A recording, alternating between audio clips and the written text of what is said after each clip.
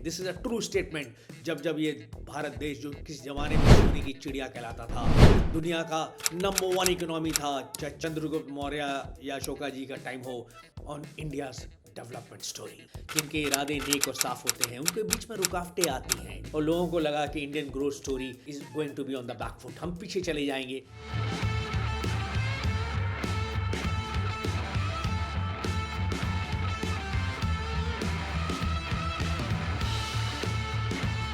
एक है तो सेफ है। This was the slogan given by the BJP led NDA alliance, the Mahayuti alliance in the recent Maharashtra elections.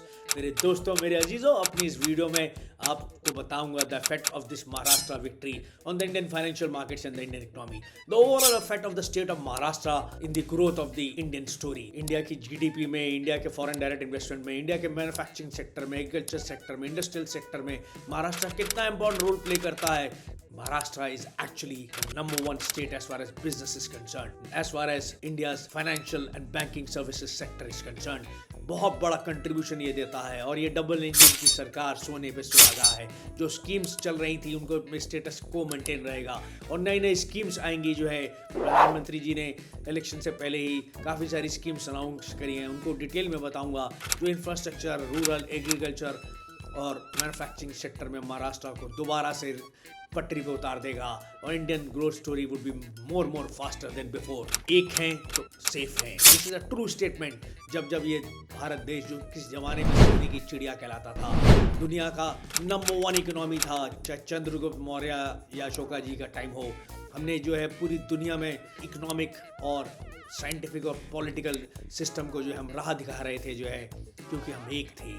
और जब हम बिखरे, चाहे मुगल राज हो, चाहे अंग्रेजों का डिवाइड एंड रूल हो, हमें तोड़ा गया, हमें बिखारा गया। और जब हम एक हो गए, चाहे वो क्रिकेट का वनडे वर्ल्ड कप हो, चाहे 2020 वर्ल्ड कप हो, चाहे हॉकी का मेडल मैच हो, चाहे चंद्रयान की विक्ट्री हो, चाहे स्पेस क्राफ्ट या स्पेस में हमारा डंका बजाना हो, हमने दुनिया के हर फील्ड में झंडे गाड़ दिए हैं। Video will have an in-depth analysis of this victory, the Maharashtra victory on India's development story.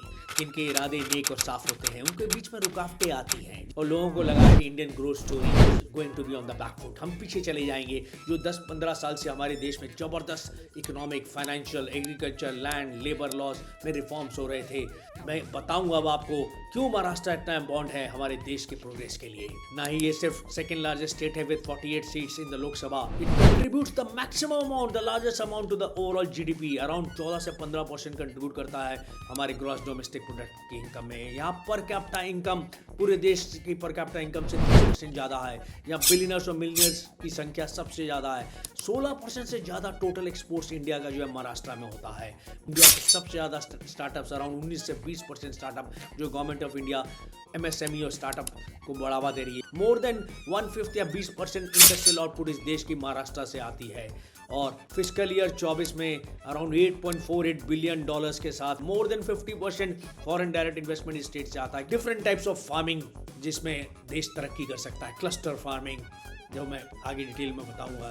Roadways हो, एयरपोर्ट्स हो, वाटरवेज हो, फील्ड्स में Maharashtra a leading force for the country. ये जो महाराष्ट्र में बीजेपी लेड एनडीए अलायंस जबरदस्त विक्ट्री हुई है, इसका इम्पैक्ट क्या होने वाला है महाराष्ट्र की डेवलपमेंट में और ओवरऑल इंडिया की डेवलपमेंट में, पॉइंट वाइज एनालिसिस करूंगा इसका इम्पैक्ट। नंबर 1, पॉलिटिकल स्टेबिलिटी और governance.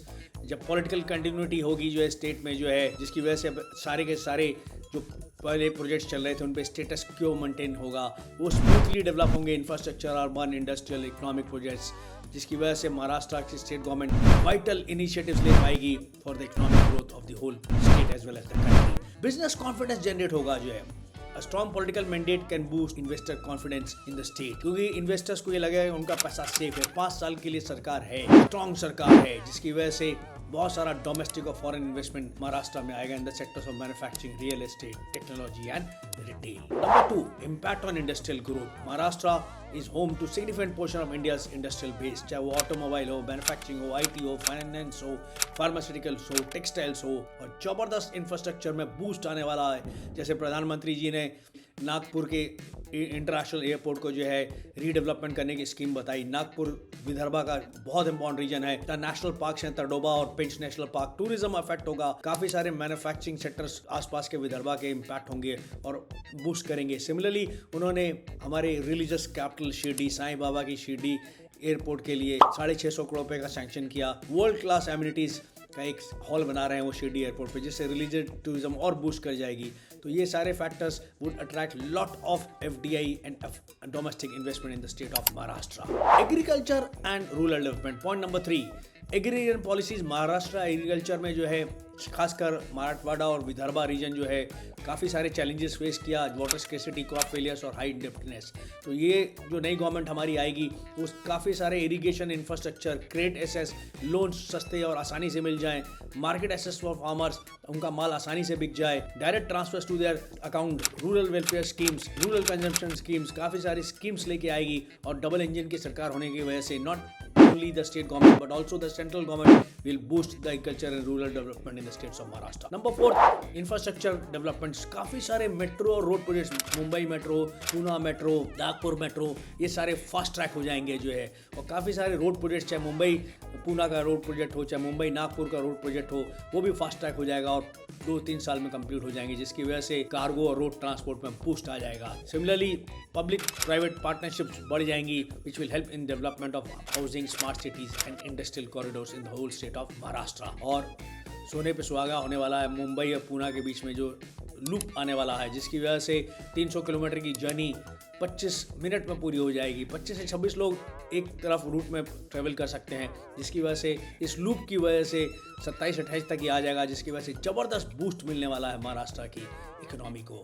Another infrastructure development is going to be the Mumbai Ahmedabad bullet train route, rail route project का फास्ट ट्रैक कर दिया जाएगा और सेंट्रल गवर्नमेंट कोई कसर नहीं छोड़ेगी इस प्रोजेक्ट को जल्दी से जल्दी 26-27 तक डेडलाइन है उसको पूरा करने की, ताकि India would become again the सोने की चिड़िया as we dream, because bullet train इस देश में आने के बाद एक रिवॉल्यूशन आ जाएगा हमारे रेल नेटवर्क पे। Number 5, impact on the financial sector. Mumbai is the financial capital of the country. Mumbai में सारी के सारी स्टॉक एक्सचेंज हैं, NSE, BSE, बैंकिंग हब्स हैं, हेडक्वार्टर्स ऑफ मल्टीनेशनल कंपनीज हैं, political decision such as tax reform, financial regulations, corporate governance standard, सारे के सारे मुंबई में ही डिसाइड होते हैं। तो नई गवर्नमेंट का फोकस रहेगा ईज ऑफ डूइंग बिजनेस में, कॉर्पोरेट टैक्स कट्स में और रिफॉर्मिंग द लेबर लॉज, ताकि ईज ऑफ डूइंग बिजनेस हो जाए और काफ़ी सारा फॉरेन डायरेक्ट इन्वेस्टमेंट इंडिया में आ जाए, जो हमारे स्टॉक मार्केट को, हमारे फाइनेंशियल सेक्टर को बूस्ट कर जाएगा। Number 6, social welfare and subsidy schemes. Government जो है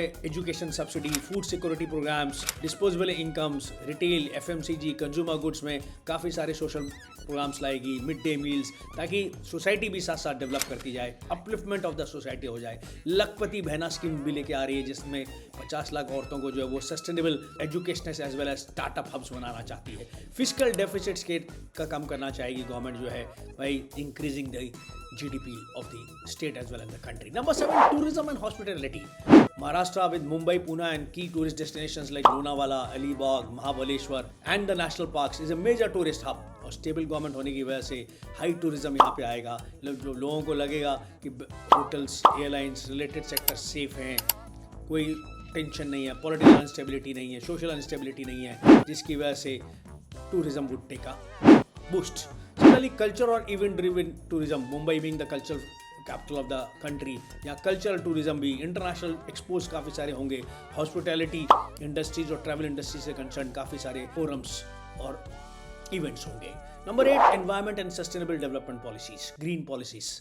महाराष्ट्र इकोनॉमी सस्टेनेबल डेवलपमेंट और ग्रीन एनर्जी की तरफ काफ़ी फोकस कर रही है, खासकर इंडस्ट्रियल और अर्बन सेंटर्स में। Renewable energy, clean transportation, climate action, ताकि Mumbai becomes a safe place to live in. Poona, Mumbai, Nagpur being the major cities यहाँ ये लीड ले रही हैं in the fields of solar power, electric vehicles and sustainable agriculture, ताकि pollution को control किया जा सके और कर्व किया जा सके। 9, impact on the national economy. Maharashtra, मैंने जैसे प्रीवियसली डिस्कस किया, मोर देन 15% कंट्रीब्यूट करता है इंडिया की जीडीपी में, और पॉलिटिकल स्टेबिलिटी जो महाराष्ट्र में आएगी would have a ripple effect on the national growth prospects, particularly in the services, banking services, financial services, industry, infrastructure and finance sector. Political effect ये होने वाला है कि जो रिफॉर्म्स हैं वो भी तेज़ी से लिए जाएंगे, चाहे वो टैक्सेशन हो, लेबर लॉज हो या इकोनॉमिक रिफॉर्म्स हो, जिसकी वजह से हाई इन्वेस्टर कॉन्फिडेंस आएगा, ईज ऑफ डूइंग बिजनेस होगी और lot of foreign investment would come into the state of Maharashtra.